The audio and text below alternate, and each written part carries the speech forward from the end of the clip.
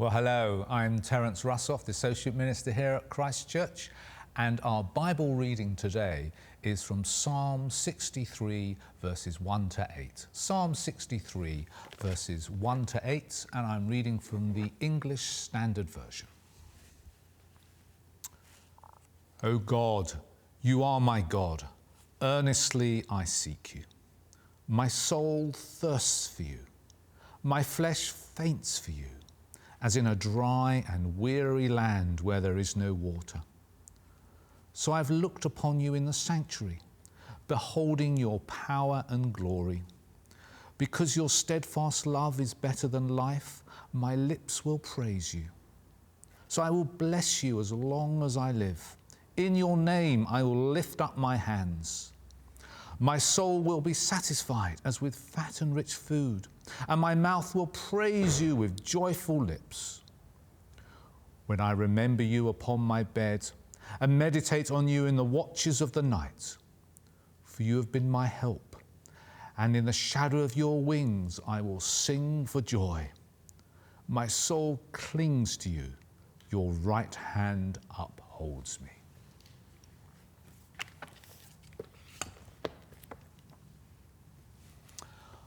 Well, my journey of faith was quite a long one. I gradually accepted that God existed, that he created the world, that Jesus died for me, and that he did it all by his choice. But I really struggled for a long time with the idea of worshipping God. I mean, it was his choice, surely, to do all these things, so why did I need to worship him? Well, part of the reason, I think, looking back, was that my head was converted long before my heart. And it took me a long while to understand why I might desire to worship God and what this might look like. Well, today we're starting a new series on worship. It's actually part of a wider series we'll be doing over the next 3 years on the 9 marks of being a Christian today. And the first mark or theme is our worship of God. And we're going to start by looking at our desire to worship through the lens of this beautiful Psalm 63, verses 1 to 8. Now, you can't manufacture desire. You can go through the motions of something, put on a good act for a while. But having a sustained, passionate desire for someone is different. And that's what we find in this beautiful psalm. And the psalm, in many ways, takes us on a journey. And I'll weave in a little about my own journey to try and bring it to life today. And it's all the more remarkable for the circumstances in which it's written. It's a psalm of King David. He's on the run from his son Absalom, who has rebelled against him. He's in the wilderness. He's afraid for his life, far from all his comforts. And yet, we have one of the most intense expressions of desire to worship God in the whole of the Bible. How could David write this? Can we be like this? Or is it just a pipe dream? Well, that's what we're going to look at over the next few minutes. And the secret, I think, is in the very first line. O God, you are my God, earnestly I seek you. Or to be really precise, the key is in the pronoun my. David says, you are my God. What I took ages to grasp on my journey of coming to faith was that God offers us a personal, intimate relationship with him. Every verse in this psalm is about relationship. It bristles with the pronouns I, my, and you. I is mentioned 7 times. My is mentioned 10 times. You, 11 times. For David, his worship is about the intensity of his personal relationship with God. Well, I wonder how you view worshipping God. Is it just confined to come to church on a Sunday? It was for me for actually quite a long while. Is it mainly about singing hymns and worship songs? Or is it something much deeper? Do you see it as an integral part of your daily personal relationship with God, a God who matters more to you than anything else in the world? Because that's what we find with David. It's because his own relationship with God mattered above all else that he could speak so passionately, even though he's in the wilderness, afraid, on the run.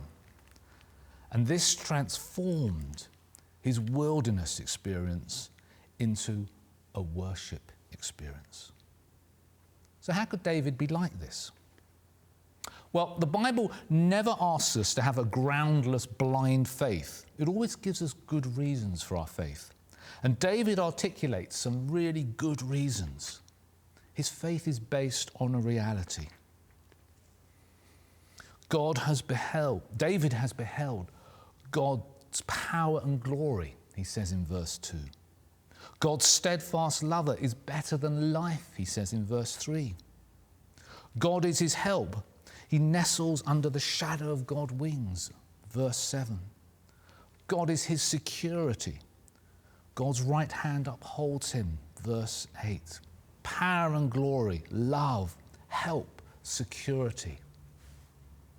And what's more, this isn't nostalgia for a past that David imagines was more golden than it really was. It's real. Verse 2 says, I've looked upon you in the sanctuary, beholding your power and glory.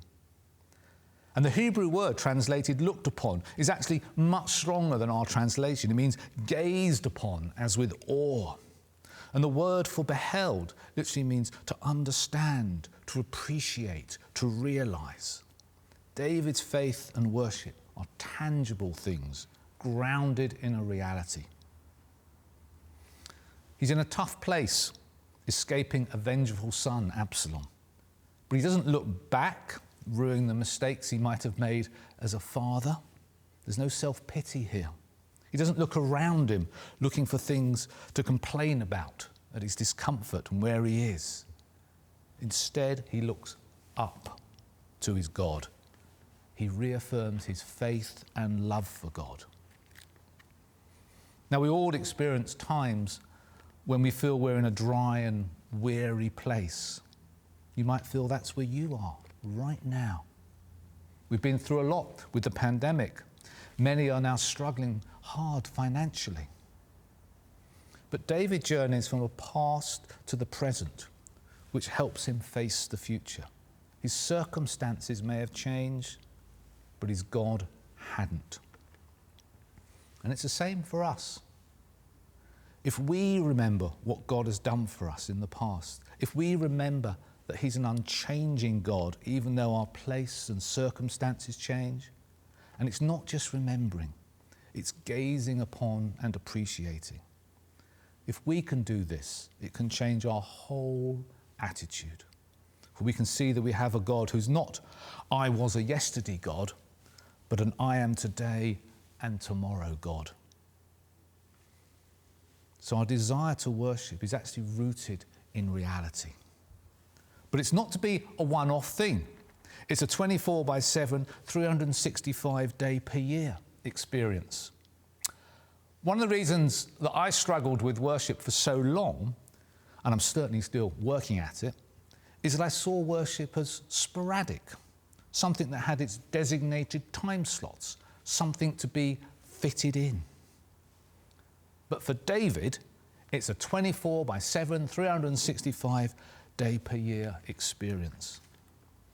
Verse 1 says, O God, you are my God, earnestly I seek you. And that word earnestly can also be translated early, i.e. early in the morning. And then in verse 6, David says how he remembers God upon his bed and meditates on him in the watches of the night. And then throughout the day, he blesses God, verse 4, praises God with joyful lips, verse 5. The psalm is like one of those day-in-the-life stories. David's day is a continuum of seeking, praising, and meditating on his God. Each reinforces the other. He goes to bed thinking about God. He then wakes up seeking God. And this stirs him to want to praise God more. And what a glorious pattern. This is what worship means to David.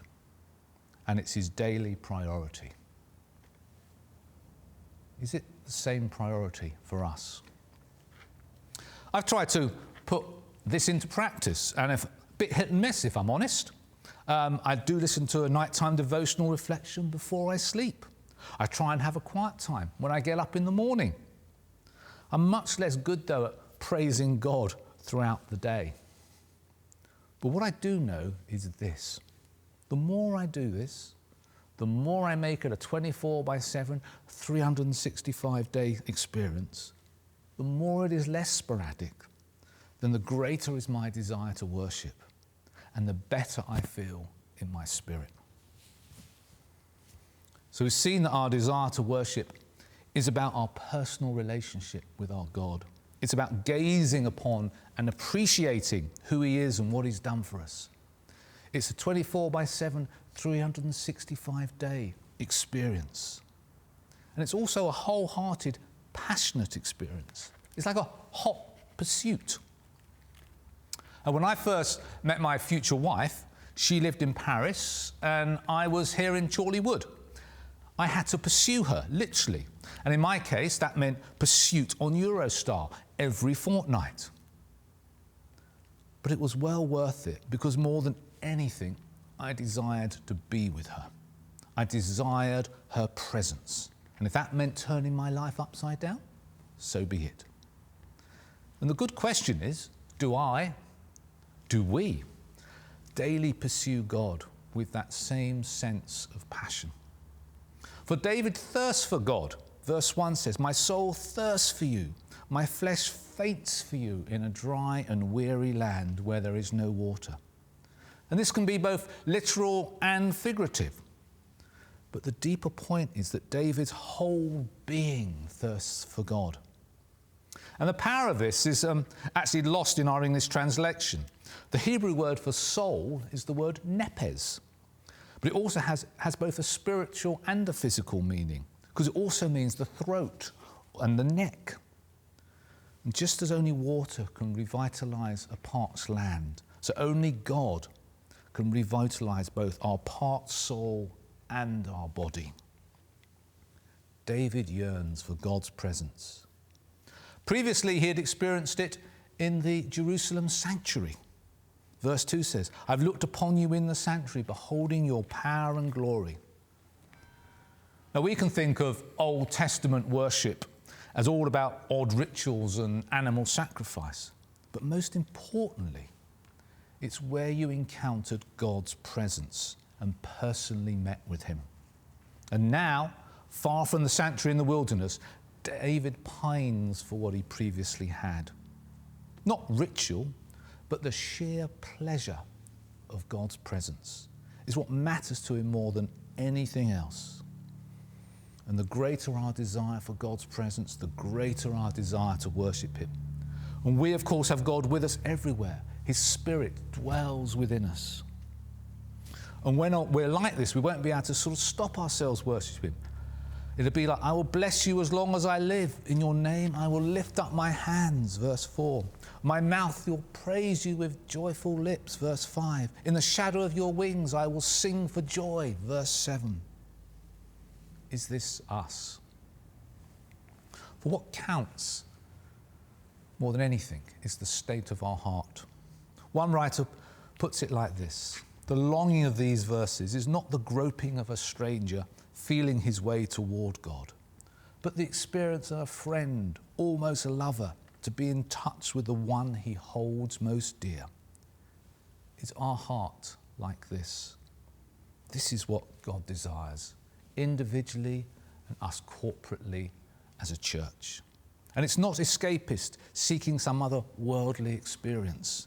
It's practical, down-to-earth living. And the reason it's practical is because it brings real, tangible benefits. We don't worship to get reward, we worship to honour the one we love. But it is rewarding. David pines to worship because it brings deep satisfaction. Verse 5 says, "My soul will be satisfied as with fat and rich food." When we're soaked in the Lord's presence, we're filled with the finest ingredients, which never run out, which never give us indigestion. It upholds us, and it's why David's soul clings to the Lord. There's a wonderful progression in this psalm, the journey David goes through. Each morning, early morning desire leads to heartfelt praise, which in turn leads to fond memories at night. David's faith is strengthened, which in turn strengthens his desire, and so the cycle repeats. So the soul thirsts, and then the soul is satisfied. We worship, and then God makes reward possible. Well, I asked at the start whether being like David in this psalm is a pipe dream, or is it something we can all experience? Well, when I was edging my way towards faith in Christ, I grappled with the question of why worship at all. I then moved to understanding the reasons in my head. And then, falteringly, I desired it more and more. My heart slowly caught up with my head. The more we dwell on God's character and all He's done in our life, the more we make worship a 24/7 by 365-day experience. The more we see it as something we do everywhere and not just in church. The more we do it with our whole being, then the more our soul is satisfied and the greater is our desire to be in touch with the one we hold most dear. You can't fake passion and desire for long. It must come from deep within us. So to end, I'm just going to read this psalm slowly again. And as I do, I encourage you to perhaps close your eyes and just ask the Lord to speak to you, so these beautiful words can become an ever greater reality in your life. And then over this coming week, perhaps linger on the words which most resonate with you. So I'm just close your eyes, and I'm just going to reread these 8 verses again. O God, you are my God. Earnestly I seek you. My soul thirsts for you. My flesh faints for you, as in a dry and weary land where there is no water. So I've looked upon you in the sanctuary, beholding your power and glory. Because your steadfast love is better than life, my lips will praise you. So I will bless you as long as I live. In your name I will lift up my hands. My soul will be satisfied as with fat and rich food, and my mouth will praise you with joyful lips. When I remember you upon my bed and meditate on you in the watches of the night, for you have been my help, and in the shadow of your wings I will sing for joy. My soul clings to you. Your right hand upholds me. Well, we're now going to close our service with a song. Have a blessed week.